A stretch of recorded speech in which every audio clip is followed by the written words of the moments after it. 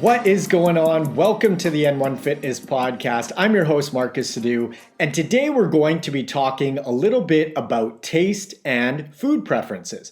So one of the most common things that I hear folks say at social events or gatherings when they're talking about changing their eating habits is that it's so hard for them to eat healthfully because they just love flavorful food, or they find that healthy food tastes super bland and boring. Healthy food, or single and minimal ingredient whole foods, taste how they taste. However, what changes is actually our taste buds, because your tongue is an organ, and it's an organ that's adaptable, meaning it can actually shift. So how does it shift?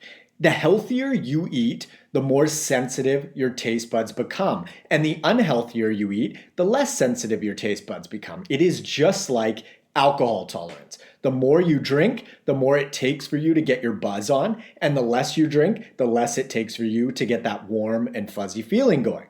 Your taste buds and your tongue work the same way. So when you bombard your tongue on a daily basis with over-the-top, fatty, sugary, and salty foods, you dull it. And therefore, when you change it up and go for a healthy meal, it tends to taste quite bland and flavorless. However, when you eat healthfully on a regular basis, the exact opposite is the case. You taste quote unquote simple food in a really intense way. You pick up on all of the flavors and nuances that basic foods have. And then when you eat a super fatty, sugary, and salty meal, it often tastes too intense. It's too rich, too sweet, or too salty because your tongue has adapted to simpler, more healthful foods, and therefore junk food is essentially sensory overload to a point where it's not nearly as enjoyable as it once was.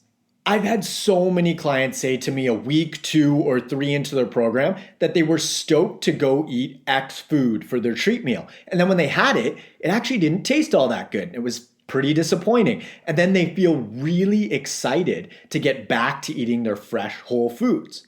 Now, there is a legitimate crossover period when you're either changing your eating habits for the better or for the worse, meaning when you're used to eating a bunch of processed foods on a regular basis and you then start to implement more single ingredient whole foods, they're most likely going to taste a little bit bland at first. But the more and more healthful meals you eat, the more and more sensitive your taste buds become. And you'll start to taste these healthful foods in a way that you once experienced as bland, as super flavorful.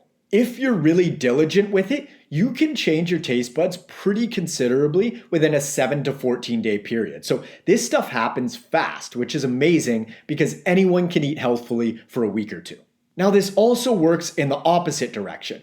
When you're eating healthfully and maybe you loosen up your diet a little bit and you include more treat-like foods, they're going to taste super over the top at first. But after, say, 7 to 14 days, your taste buds are going to dull, and those super fatty, sugary, and salty foods will essentially become the new norm from a taste sensation standpoint. So basically what I'm saying is that this phenomenon works in both directions. So how do you rewire your taste buds to actually prefer healthy food over processed foods? First of all, you eat healthful food on a very regular basis, and your taste buds will adapt for the better. Then, if you decide to mix in some processed foods, just do so sparingly and not on a super consistent basis, because you don't want your taste buds to revert back to essentially preferring those over-the-top flavors and then having your healthful food taste bland again.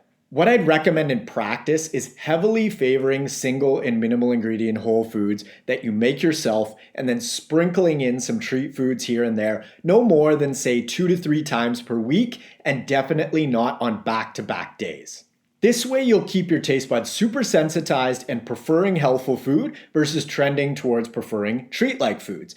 It's similar to alcohol in the way that when you have a drink, you tend to want to have a drink more the next day and then even more the day after that. And then all of a sudden you're having a drink or two every single day. So instead of letting it get to that point with your food choices, limit funky foods to no more than 2 to 3 times per week. And again, not on back-to-back days. One of the super cool benefits of rewiring your taste buds is that you're going to start tasting food like you've never tasted it before. For example, a quality grape tomato is going to taste incredible.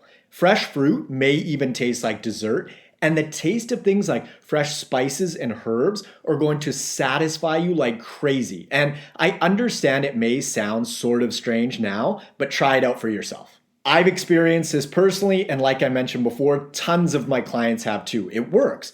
The tongue is so adaptable, and you can shape your taste preferences via your food choices. You can look at it like every meal that you eat is either sensitizing your taste buds a little bit or dulling them a little bit. So it's not the end of the world if you include some processed foods, but there's definitely an upper limit that you don't want to cross because it'll send your preferences in an unfavorable direction. Also, if you keep going back and forth between healthful foods and processed foods, you're going to sort of stay in that crossover period or limbo state where you're not really all that satisfied by any meal that you eat. So the saying "you can't serve two gods" applies here. Just really commit for a couple weeks and I promise you'll see the benefits. There's also a whole bunch of knock-on effects. Like once you start improving your nutrition, your taste buds are going to change and prefer healthful whole foods, but so is your body and your mind because you're going to feel so good that it'll reinforce those decisions because you want to continue to feel good.